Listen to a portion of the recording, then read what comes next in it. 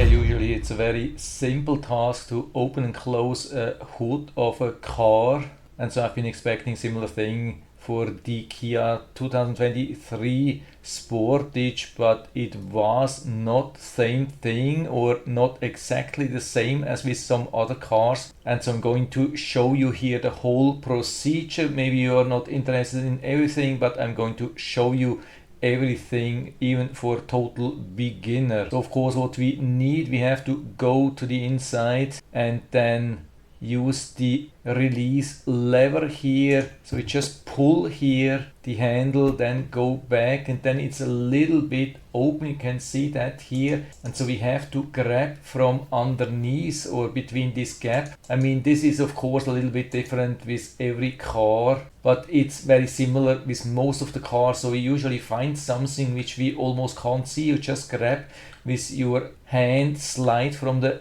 right side to the left side, and usually you'll find something which you can move. So we can push here against this release lever. Of course we have to just push this on the left side, but I did it a couple of times so you can see what we have to do. So maybe I can show you that a little bit from further away. You just push this lever from right to left with one hand, and with the other hand you open the hood.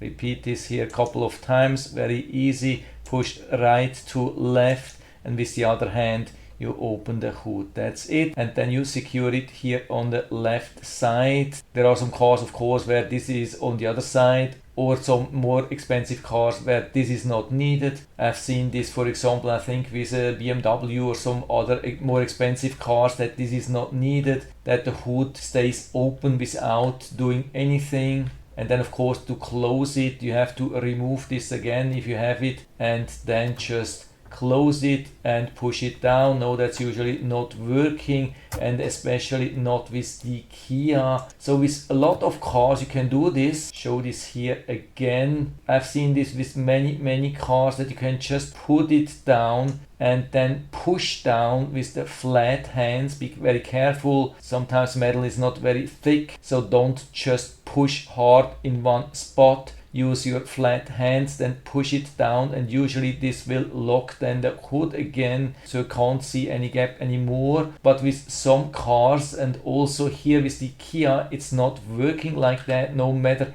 how hard you push down. So you really have to lift it up again, and quite a lot, and then just let it slam down, and it will then fully lock, and there's no gap to see anymore. Usually we get also confirmation from the lights that it's closed.